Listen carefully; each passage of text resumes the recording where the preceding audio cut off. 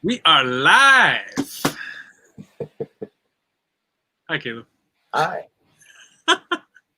Hello, live, Jim. Welcome, everyone, to the Jim Kleiber Show. This is episode 1 with Caleb W. Cliff, and we are live, coming to you straight from the basement in Michigan, and The corner of Mount Airy, Philadelphia. hey. Yeah. So this is a new format. We're trying this out. Caleb and I have talked many times over the years, and we're going to use this platform just to basically try to have more public conversations, because many times we have private conversations and we get frustrated with how they don't really go anywhere. They just stay within us. So we enjoy our conversations, and hopefully other people will jump on and enjoy the conversations as well. If not, at least we'll have recorded different moments in time. So it might be relevant at some point in the future. Right, exactly. You know, in retrospect, you know, sometimes things aren't so relevant in the moment, but afterwards they.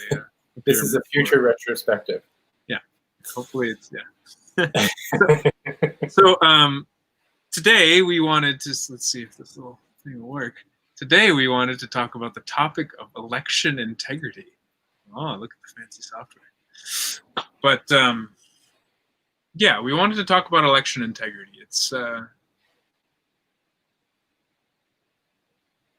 It can be a heavy topic, but I think that's the point of the show, is to dive into topics pretty much head first and figure out what's really going on with them and how they're affecting many of us, especially on the emotional level. So this topic came up because there has been a lot of controversy swirling in the news about what's happening to the U.S. Postal Service in terms of slowdowns and it being potentially sabotaged from the inside, packages not being delivered, with an election in the U.S. upcoming in less than 90 days, probably about 80-something days now.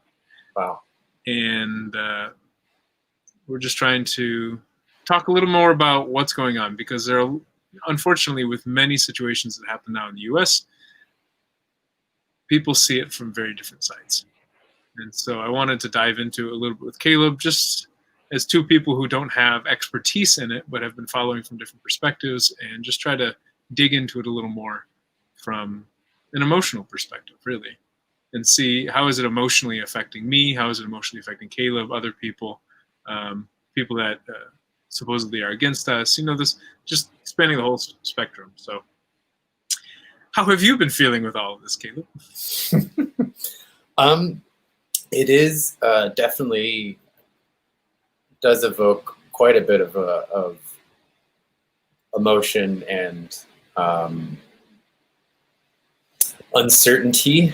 I think that's probably, if there was a singular word, that might be the key word. Just a lot of unknowns, and especially with more idle time or more time, less social time, meaning doing things more alone or doing things more with a much smaller group of people,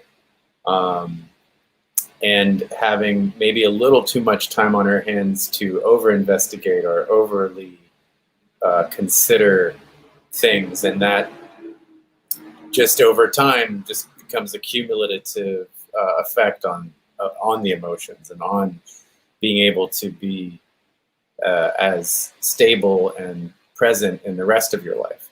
So I think, in particular, right, you know, all of these things compounding has just been a whole new level of challenge for not me as much, but more of like what I'm taking on from a lot of family and friends in this way, and how it is impacting so many people very differently. But then trying to make sense of the little bit that we do know, and being able to feel confident that as we approach this election, that it will be as have as much integrity as it possibly can. And that, as we've discussed very recently with some of the new developments with the post office, have become, again, just very uncertain and really hard to know how much we can feel secure as we approach November 2nd. The election is on November 2nd, correct? Sure. Or is it? It's early November. I don't know exactly, to be honest. Somewhere in that ballpark. Yeah. So it sounds like it's maybe a combination of two things. One is that there's the underlying uncertainty swirling around from a pandemic in general, and people being, staying at home for, was it 4 or 5 months now? I've lost count. My beard is still counting, but I've personally four. No, it is 5 months. Middle of March to middle of August. So yeah. So there's that one aspect, but then the other aspect being just the uncertainty of what's happening with the election. So I imagine there's a lot of stress on a lot of us. For example, I'm feeling a lot of pressure to get this election right, if that makes any sense. Like, I've been frustrated for the last 4 years, 3 years, whatever the time frame is, and really excited for new leadership in the country. And yet, just uncertain how this is all going to play out. Uncertain how this would have played out if we didn't have a pandemic, but especially now that we have all this stuff on top of it. Yeah.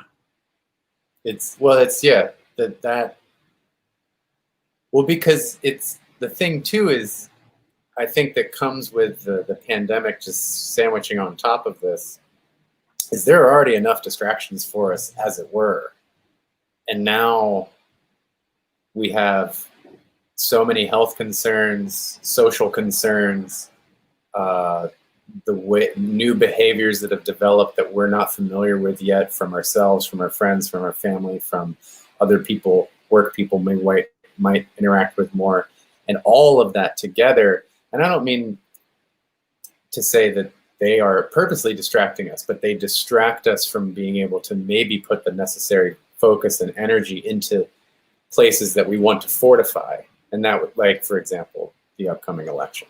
And so it's not just the pandemic and all the things you can typically think of, but then just that special, its ability to really, really add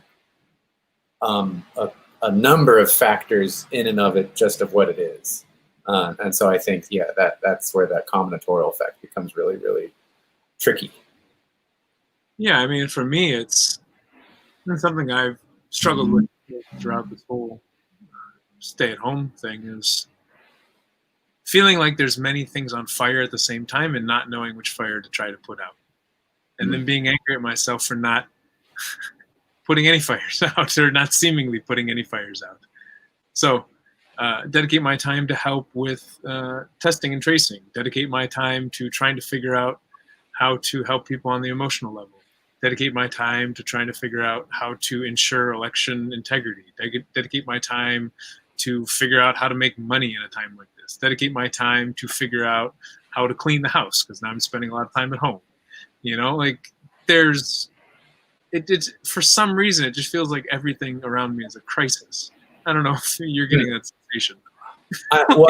I understand it. I think that's the sort of like bleeding over effect of just this new space, this new country world that we live in.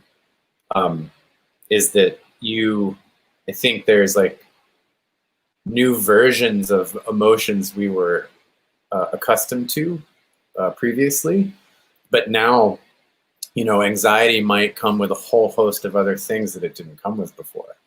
And I think, it might be more paralyzing in a lot of ways, or more greatly paralyzing. Like you're just saying, all of a sudden you're like, well, wait, what should be my primary focus? And how do I actually pick something and get that in particular done? Yep.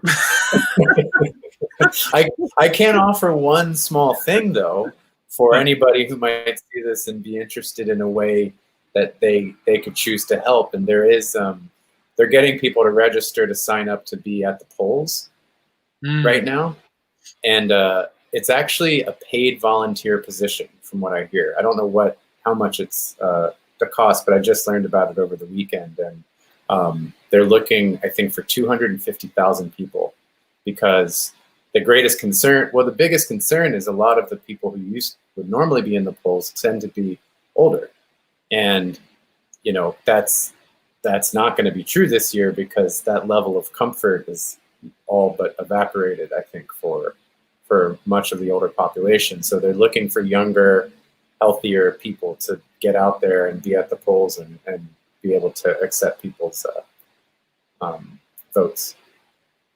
We can make that shareable some way. Yes? Sure, yeah. I'm still learning just like you are. So yeah, we can put that in the description perhaps of one of these things. I don't know. Okay, yeah.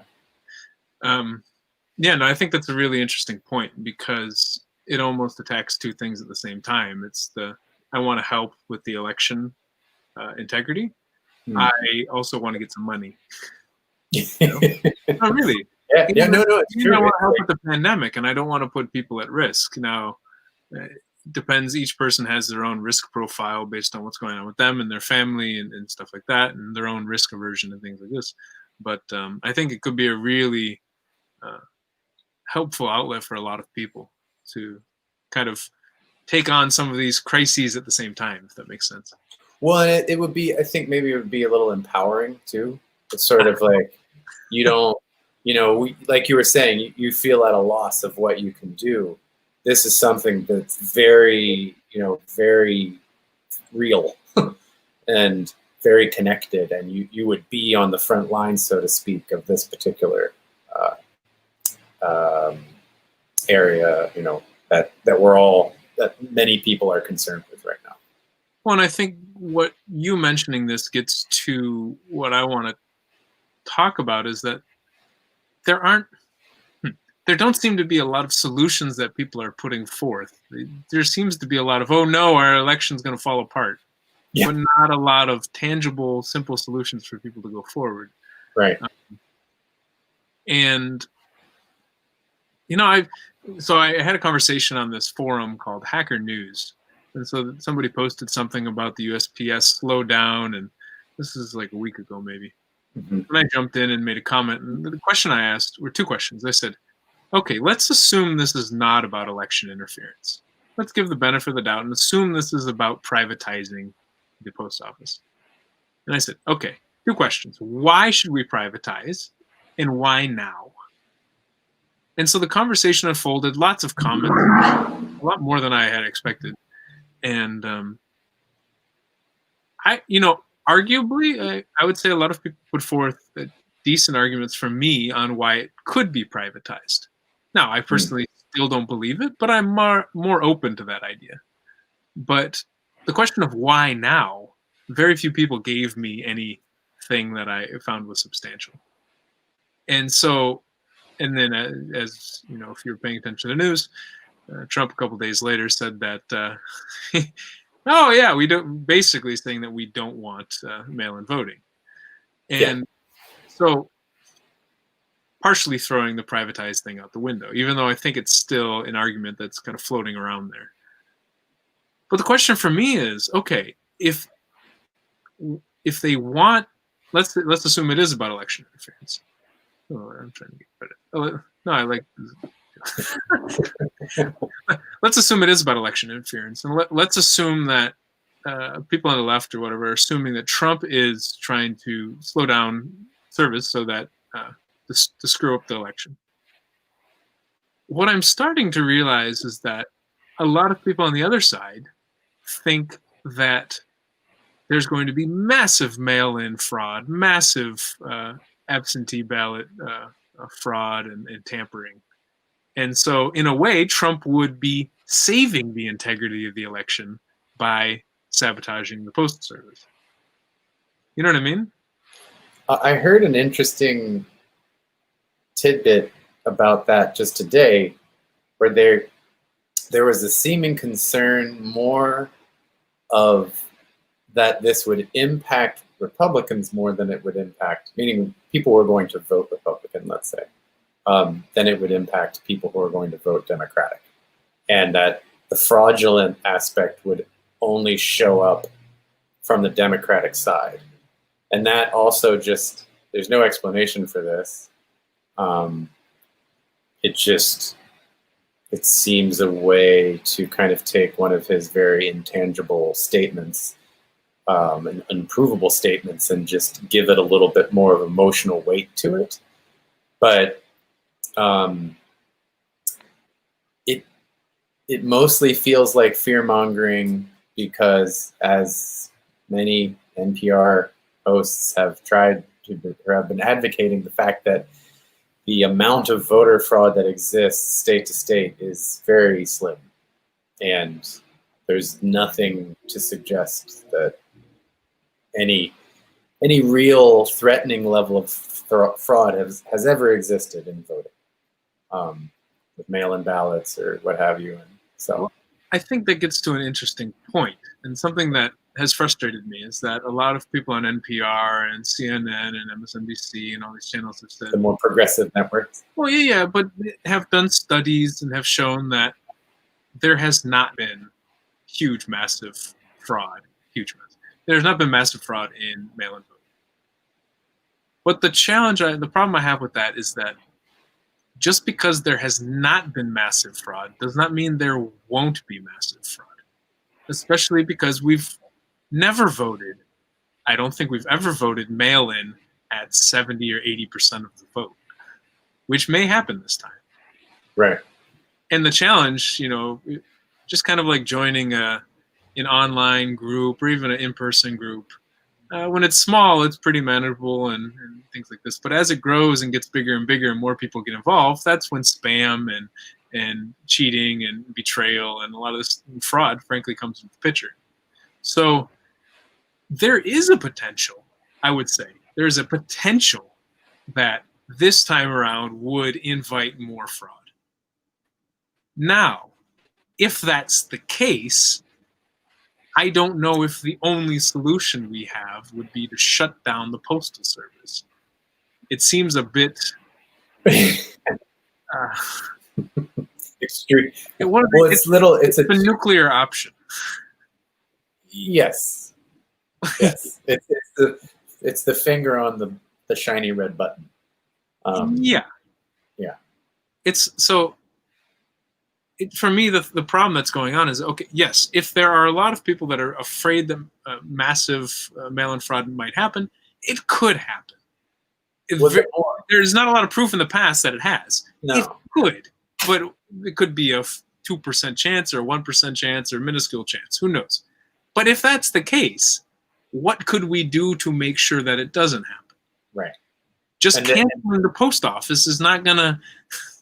I think, well, you could argue, and I think the U.S. could use a lot of this, frankly, because we love to talk, but we don't necessarily then realize, oh, well, maybe we should start some kind of effort towards thwarting this, changing this, making sure that this outcome, whatever it's, whatever we are seeking for there to be, or so that both sides are happy, right? And everyone feels that a fair match is going to be served. Let's look into the things that are going to create that and safeguard that, and not. We can talk about it all day long, but that really isn't actually going to help us establish something that feels safe for everybody. Because you do raise a good point. I don't think I had thought about it. I still doubt that the fraudulent aspect would be a great percentage, but maybe it would be higher than it ever was. Maybe it would hit 2%. And that's enough to determine an election. So to your point, and to everyone's concern, so let's think outside the box for a second. But the unfortunate thing that also seems true right now is coordinating a much greater public in this country seems next to impossible at the moment. for all kinds of other reasons, but largely political and divisiveness and whatnot. Well, and that's the challenge I have, is that it's related to the coordination thing. It's that it seems some people are saying massive mail-in voter fraud is a guarantee it will 100% happen. And you have other people who are saying it has never happened before, and therefore implying it will not happen with 100% certainty. Right. It's like, what happened to realizing that things may happen and working together to try to mitigate risk? Gray area. What happened to gray area? But there's a really interesting thing. What was I reading? I was reading something about conspiracy theories and becoming more extreme, or maybe becoming more lonely. I can't remember. There's an article talking about one of those. And saying that as we go more into that space, we adopt more of a black and white perspective on the world. That we lose the ability to see the nuance. Yeah. It's either good or bad. It's not like, maybe, no, this is a good person or it's a bad person. It's a good thing or it's a bad thing. We become very judgmental and very critical. And is that maybe more of what it means when we talk about the country being divided? What do you mean? Meaning, I find, well, I guess, and I don't want to derail this too much, but I think about, oftentimes they say, oh, the country's divided. I'm like, well, divided implies two divisions. That's what divided means. It's not. If you really think about it, it's fractured. There are millions of different points of view. I would say very few people actually have nestled into the same camp. Now, emotionally, if you want to talk about that, then maybe yes. There are emotionally people, there's like a lot of angry people on both sides. There's a lot of fearful people on both sides. And, but this division, to me, I'm wondering if it relates to more, like you said, just sort of there's two clear identities that people are aligning with. One being more conspiratorial, and the other being more of seeking justice, or something to that effect. I read something. It said more like magical thinking versus evidence-based. Oh, well, so similar. You could do that same, yeah. But it doesn't mean that the magical thinking is all the same kind of magical thinking, and it doesn't seem the evidence, because evidence these days has expanded, I would say, into what just can be used as evidence. So that lends itself to a whole other kind of can of worms that is another conversation. But I do. But what's interesting too is stepping back into that emotional space for just a second is if we could find some kind of camaraderie in the fact that we're all feeling something, that we're all heavily invested into the future of this country, and that maybe that's the thing for us to look at, as opposed to the specifics of policies that are often waved in front of our faces and usually not fully ever realized when people get into office. So almost feels like using kind of, so for example, a bunch of different people go to see the same sports game, and they might be from all walks of life, but they support the same team. And, but then you're going to go back home and you're going to go be a plumber or a farmer or a Wall Street person or, a server at a restaurant. Like that feels like the America that the Democrats all kind of want. I can't say about Republicans so much, but do you know what I mean? The sort of, we are different, but we can show up and be together in those moments that we need to. Like, that's the hope. But I don't know. I just feel like so many of us are upset for very similar reasons, but we talk about them differently, and then we see each other differently, and that's not necessarily the case. I had really high hopes when this whole thing started. When the whole pandemic quarantine started. Not high hopes for dealing with the pandemic. It's Like, a good phrase to use in addition with quarantine. but high hopes that almost everyone around the world was going through a similar experience, and hoping that it would help us relate to each other. The unifying effect. Yeah, that we can be like, oh man, I went through that too. Like, oh yeah, I know what that was like. But the problem is, and I remember reading something about this. They said, we think that somebody who goes through the same experience as us could be the best mentor for us. But the author was saying, no, it really depends on how the person experienced the experience. Yeah. Yeah. So for example, we're all going through the same stuff, but some people they're all going through similar things, and some people may be beyond angry and frustrated and hopeless. And other people may be relaxed and free. And so when the when the relaxed and free person talks to the beyond angry and hopeless person, even though they're going through the exact, quote, like the exact same event, very different emotional responses to it. And maybe that's why we're spiraling in different directions, or it seems we're spiraling in different directions.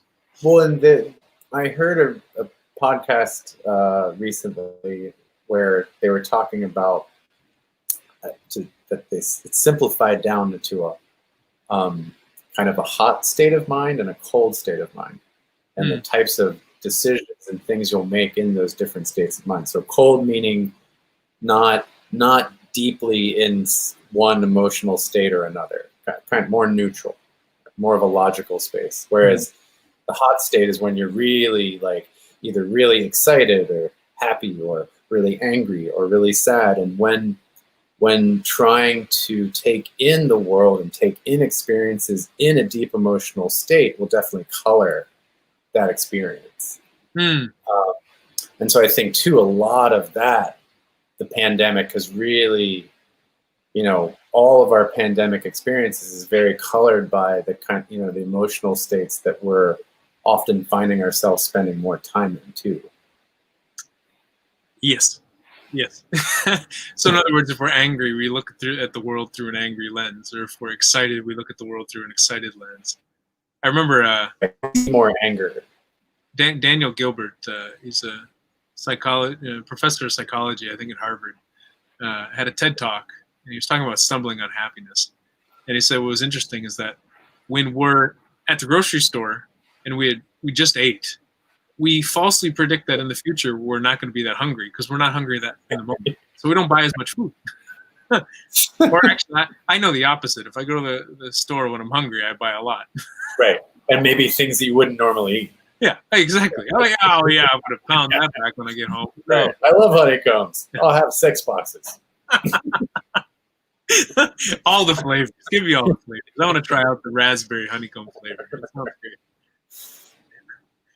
Yes, no, that's exactly, yeah. Any kind of bodily state, whether you necessarily it fits neatly into an emotional state or not, the way you describe it, but some kind of when something feels that it's either super powerful or there's a void of something missing. So in the case of being hungry, you're trying to fill that space, literally. So I think. Yeah, there's so many, and imagine if you were in a really bad situation where because of COVID you lost your job and you can't feed your family that easily and you are literally hungry and scared and angry.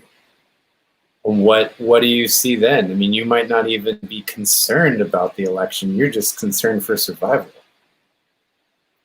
And that's definitely happening. Like, without a doubt, that's happening. And then where do you point it? And maybe listening to the news channels, or just depending on our own identities and tribal gatherings, we pointed at different people. So if I'm relying on the medication to show up and the medication doesn't show up, I pointed at Trump for sabotaging the postal service. Postal service, yeah. But if I'm relying on being able to go to work and go to my job, and then I think that society's closed down because of democratic governors and people telling to stay at home, like overly protective, then I'm going to be mad at them because I lost my job because I'm not working. because I'm not allowed to work, because you won't let me go to my school or my factory or my what. Yeah, no, exactly. This very kind of intense interconnectedness being fractured because of this one thing. I mean, I think it's also exposing a lot of the difficulties of how this country is set up in terms of the individualistic ways that we need to financially secure ourselves. Mm. You know, that's I feel like any problems with that have been heavily exposed during this. You know, that's something I've thought about a lot, is that we've put a lot of, it seems like we've put a lot of safety nets in U.S. society for businesses, but not catching up with as many safety nets for individuals or for families. Maybe a family is a better approach to saying it that way. Like, what are the safety nets for people who go bankrupt because of medical costs or Bankruptcy. That's it. It's bankruptcy, but the challenge is, like, if one goes bankrupt, then you can't get a loan, understandably, but you can't really rent, can you? Can you rent a place? I mean, I guess it depends, but it really does hinder your ability to step back, re-enter society in a simple way, for sure.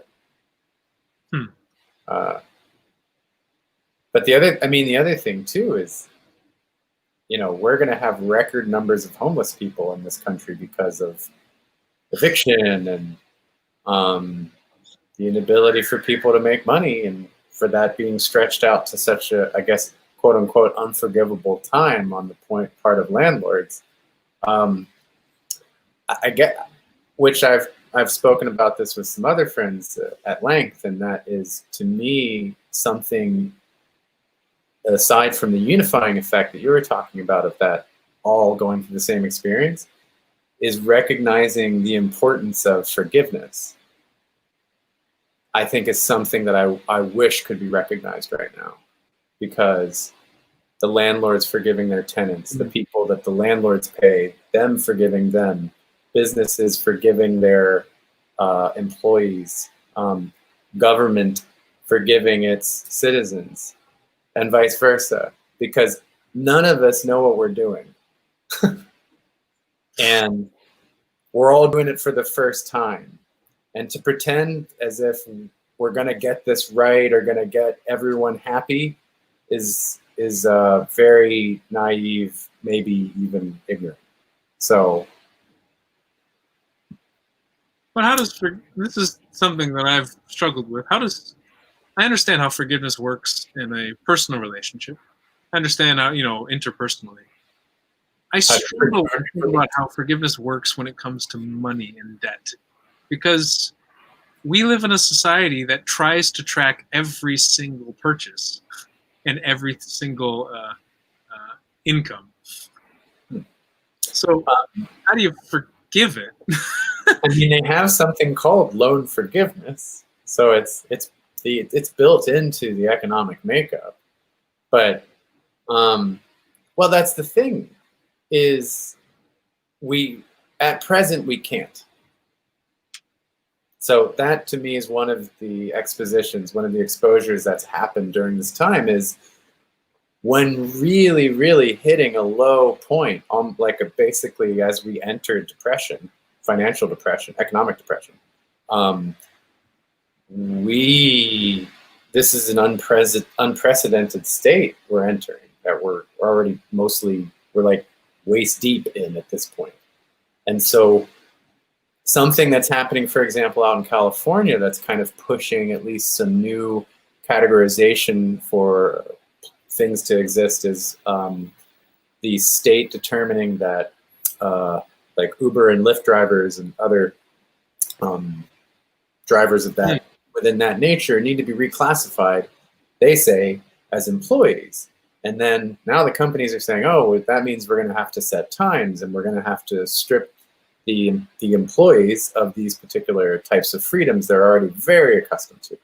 And so that beckons, that really, really asks of us to come up with at least a third category, some kind of compromise, but not being a total contractor and not being a total employee. But we have to be open to this. And I don't know if that's forgiveness so much, but it's just flexibility. So I think flexibility and forgiveness in various parts are going to be helpful and constructive to us.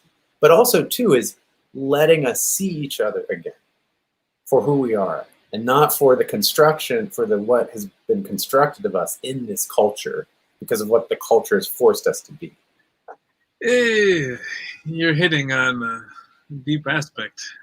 Well, I said to you, I've been thinking about these things a lot. And, it's tricky. It's tough stuff. And Well, it's deep. It's the idea, at least for me, the idea that we need to be more flexible and adaptable as a culture, as a government, as a society to the changing environment. Right? But the problem with that is that so many of us don't like to adapt. And two, it's hard to move a really big ship. Right? Yes. And so for example, with Uber, I think one of the main reasons, I'm sure there are many, but one of the main reasons that they want to classify them as contractors is because they don't want to pay medical insurance. They don't want to pay the medical benefits. Absolutely. And so what we could do is we could move towards government-supplied medical insurance, which people have argued for many times. The problem with that is when we go towards government-supplied medical insurance, any government service is almost like a monopoly, right? Because it's still a service that's being provided, their product or service. But it could squeeze out so many of the insurance companies that already exist, or at least make them a lot smaller. Yeah. They don't want this to happen. No. Arguably, well, I mean, arguably, it's the opposite in the post office service, in the postal service situation, where the government has been a monopoly in that, and they want it to change so that the private businesses could make more money doing it, and arguably be more competitive, et cetera, et cetera. But the people who are used to the post service being government run may not want it to change. I have very fond memories of interacting with my postal carrier. He was like an uncle to me. He showed up every single day, every single day of my childhood, delivering mail. Like, apparently, my friend's little sister used to walk with him on his walking route. Like, oh, really? Yeah. Like, when you think of actually, what's up? Well, you made me think of on Mr. Rogers' Neighborhood. One of the key returning characters was a postal worker. So obviously embedded in the kind of the cultural fabric of this country is a postal worker. I mean, think of the show Cheers from the 80s. One of the key people in it was the postal worker. Now, granted, he was the butt of a lot of jokes, but still, that was so easy for people to connect with. Norm. Show. Not Norm, Cliff. Oh, Cliff, yeah. But they were pretty inseparable. But yeah. But the point is like a cultural icon of sorts. That uniform. I actually remember when I was growing up as a skateboarder, I wanted to get a pair of postal worker pants because I just thought they were cool. But there's just all these different areas of our life, which I think we kind of take for granted, that go back to the postal service. But I think there are probably a lot of emotional and societal things that are all bound up in that as well. It's not as easy as just, oh yeah, let's privatize that. Honestly, I can't. I mean, that's again another long conversation. That seems like a smokescreen more than anything. It doesn't seem related to anything at the moment. Yeah, I mean, the best argument somebody had for it online was to do it before he potentially gets out of office, because they wanted to privatize it for a while. Right. The opportunity, not certain that he'll get back in. I doubt that's the reason. I mean, it is a reason that presidents do things, but I doubt that this one, but could be. He's the most agendaless president that I think we've ever had. So I doubt that is the case. Yeah. And I doubt that would be on the top of his list if he's going out. Yeah. Well, it just seems, again, it seems sort of also, too, to help with the great distraction that is anything that he says and does in a different direction from the places where he doesn't want people paying attention. But that, you know, we don't need to, these are all topics we can talk a lot about. But I'm curious on that topic because for me, a lot of this stuff seems really obvious. But I have many friends and family members who don't see it as obvious. They see the opposite as obvious, where they see it's obvious that Biden and the Democrats are coming in and trying to basically ruin their lives in many different ways. Or you can take it even further in some of the other beliefs that some people have about pedophilia and stuff like this going on. It's like, the more conspiracies thing. Yeah. Well, I mean, that's the problem. I would call them conspiracy theories, but people who are in them don't see them as conspiracy theories. And so it's like, to say it's a conspiracy theory almost alienates the person who believes it. It's a challenge. It's Yes.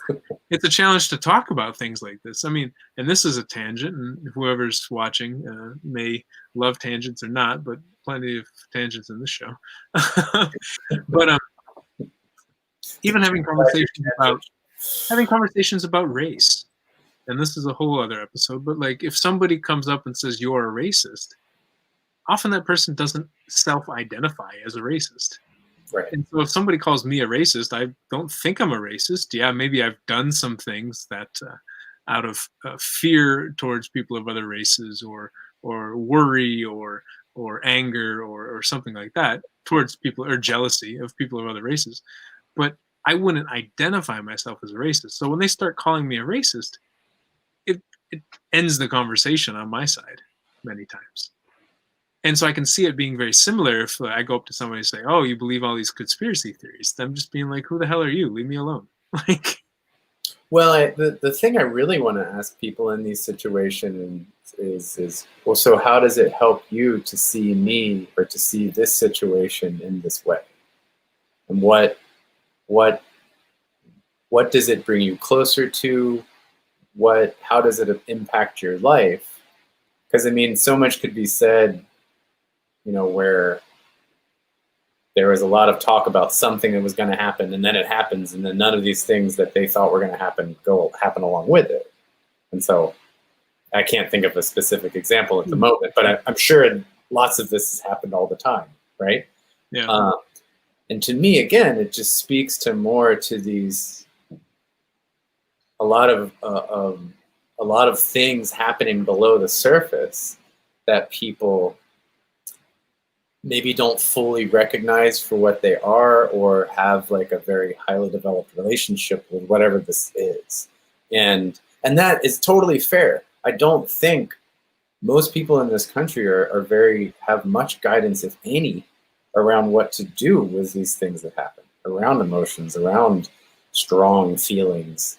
I think there's a lot of suggestion made in places, in films, fictional films, stories that we read, newspapers, all kinds of things, like giving us very elusive, indirect advice.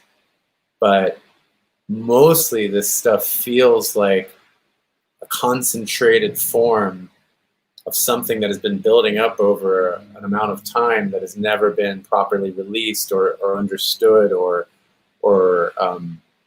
just something to help alleviate the person of this feeling. So it may not be directly related to what's going on. Yeah, and I think the conspiracy. Yeah, I think the conspiracy kind of neatly puts those things together and allows them to assign something to these feelings that at least helps them make sense of this sensation. Even if that sensation doesn't go away, they're like, oh, okay, well, it's because of this. Yep. The desire for coherence. That I Yeah. want things all to kind of fit together into one story that I can tell. Right. That's the Yeah. simplest. I've struggled with this when it comes to business. I've struggled with this when it comes to relationships. I've struggled, why did the person break up with me? I'd struggle so hard to try to come up with a short, compelling narrative that encapsulates the whole thing, Mhm.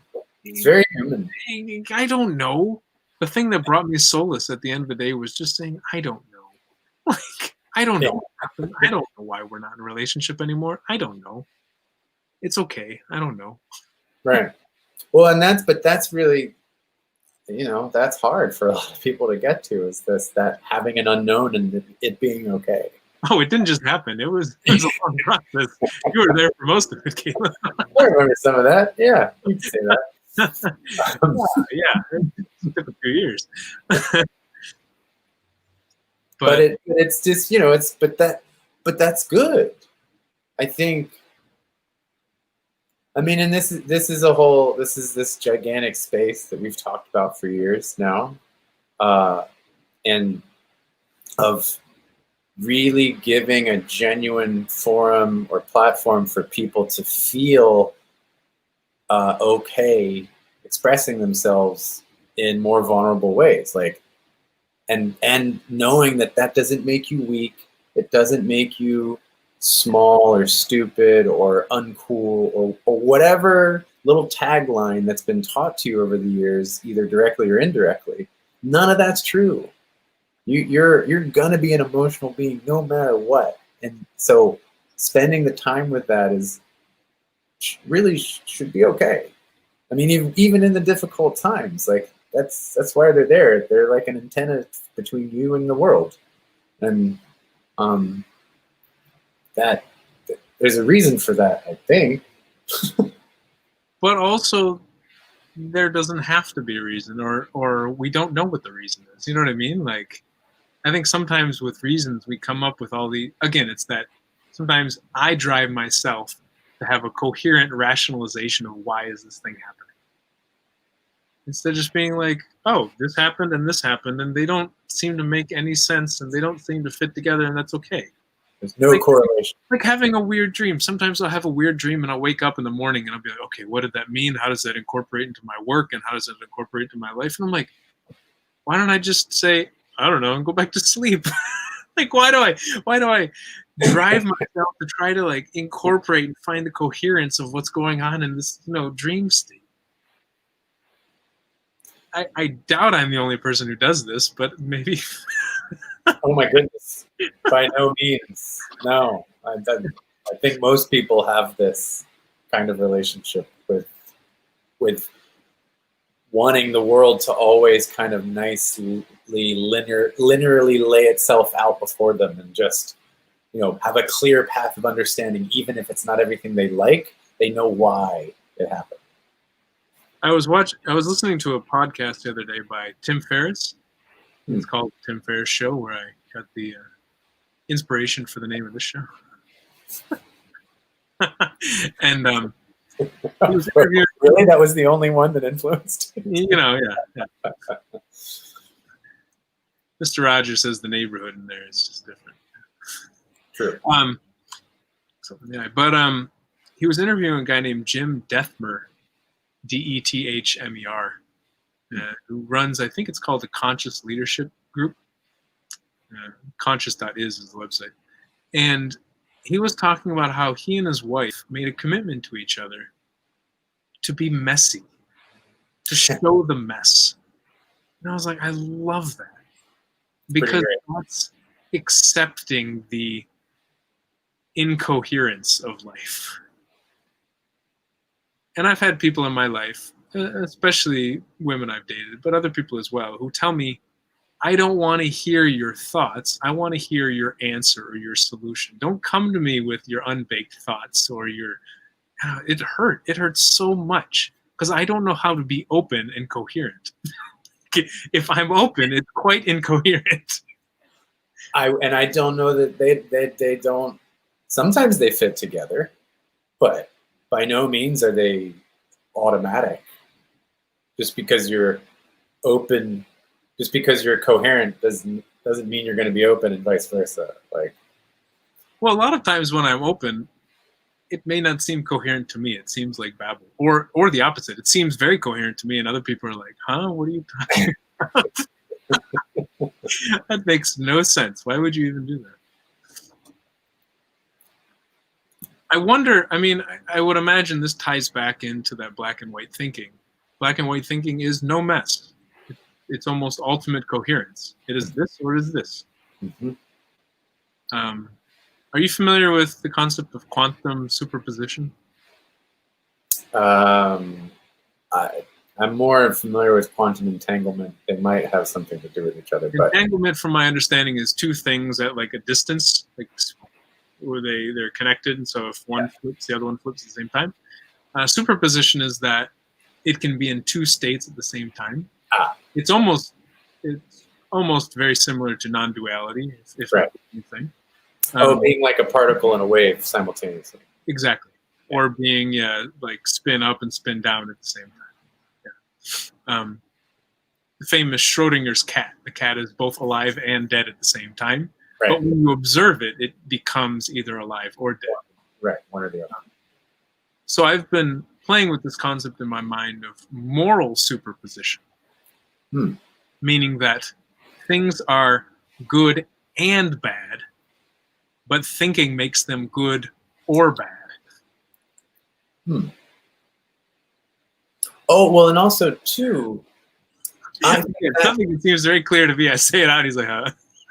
No, I get that. Okay. Because what it makes me think of is something that's very strong, and our two-party system, largely two-party system, brings that home, is competition. So winners and losers. So it's good or bad. So this, but like the middle of a game, a football game, there's somebody winning, but that doesn't mean they're the winner yet. At the end of that game, one will be a winner. So what's interesting, it's almost like people want, minute 0 and minute 60 of the football game to just be condensed into nothing, and then just to have that declaration that comes at the end of the discussionary part that is the gameplay, right? So your openness, your incoherence, if you want to put it that way, you want to play the game. You want to go through the dialogue so you can figure out what feels not like a winner, but like the direction that satisfies the group better, or however you want to talk about it. But I do think this competitive drive helps create black and white thinking.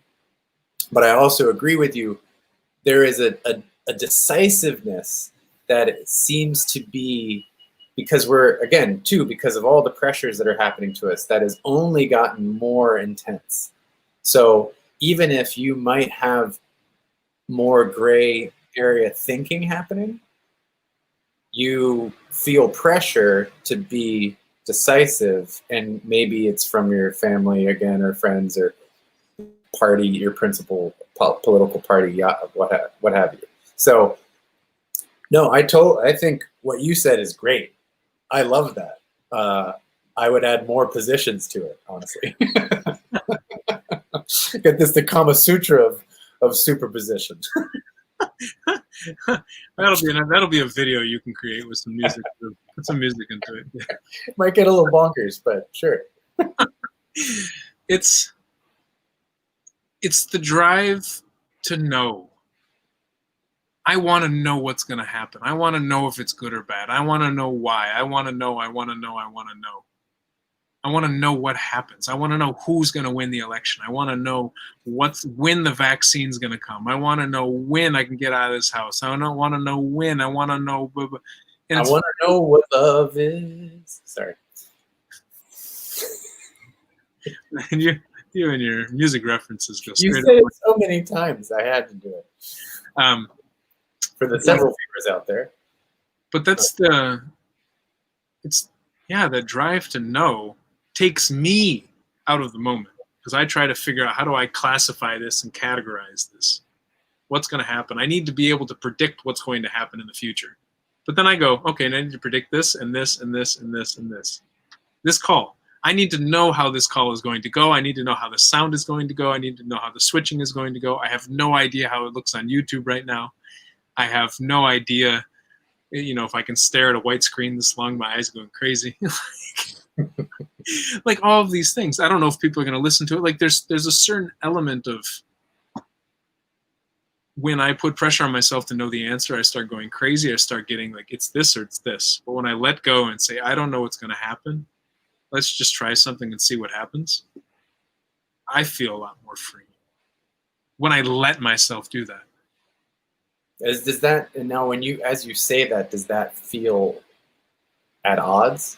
Saying, because you seem to emphasize it. You're like, when I let myself be open. Oh, I can be open in many aspects, but then I think, oh no, they're shutting down the Postal Service. I need to do something now to fix it because I cannot let the Postal Service shutdown happen. So right. I have to guarantee that this future outcome will happen.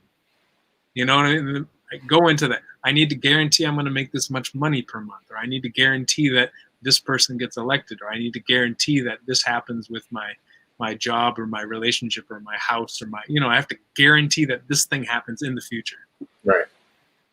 I think having been more of a perfectionist at once upon a time in my life,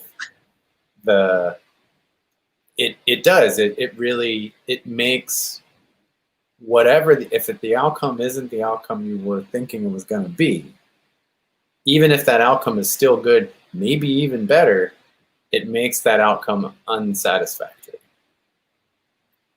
because you're so beholden to the outcome you were thinking of, right? Yeah. Oh yeah, I have a good story on that. Yeah. But it does, because then the thing is if the more that you think that way, the more that it's inevitable that the majority of those outcomes don't happen. You get locked into the one. So and so on and so on and so on. Yeah. So you the pile of thinking.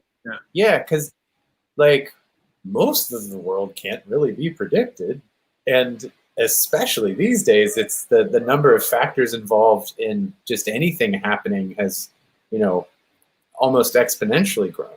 So. Yep. The idea that we have a sense of what's an outcome, like we can't predict weather very well anymore. You can detect patterns in data and in things like that from how many car accidents happen on a highway, but you'll still never be able to predict when you are going to be in a car accident so that you can avoid it.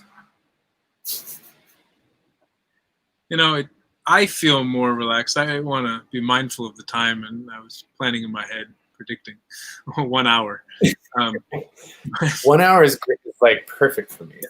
So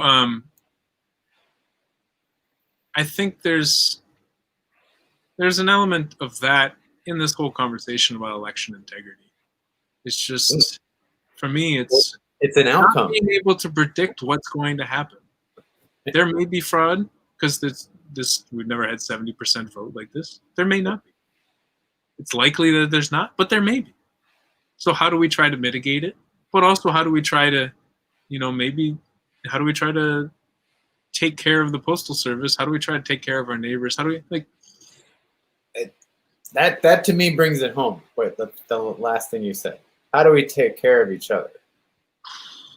And because in that process, that to me feels that's at the root of these differences or difficulties is we've been whether it's direct or not, it doesn't matter. Incidentally, we've learned somehow that the most important person to take care of initially is ourselves.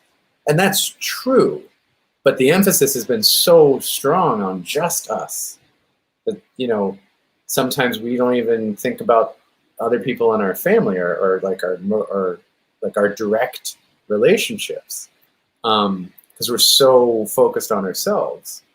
So I think we would actually be a lot healthier and happier if we focused a little bit more away from ourselves to try and create a bit more cohesion and coherence just on an emotional level with each other, so that then we can take more steps to do things that actually serve us at a much bigger level. I mean, I say we be messy with each other, but to each their Yeah, own. yeah, yeah, yeah. No, but that's going to happen while we're Let's getting be a little to messier with each other, you know? Yeah. No, Do I some mean, let's get extreme, messy. It's great. no anticipation of how it'll go.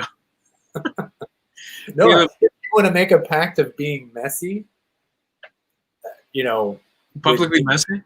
and with other people, yeah, like make sure that nothing is clean. Well, I'm all for it. you're getting there. How many different species are you currently giving home to?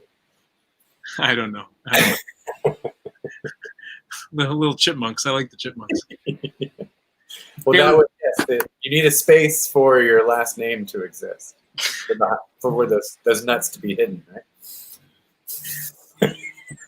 I bid you not adieu, because that means it's a whole different thing. But farewell, and talk to you soon, Mr. Caleb.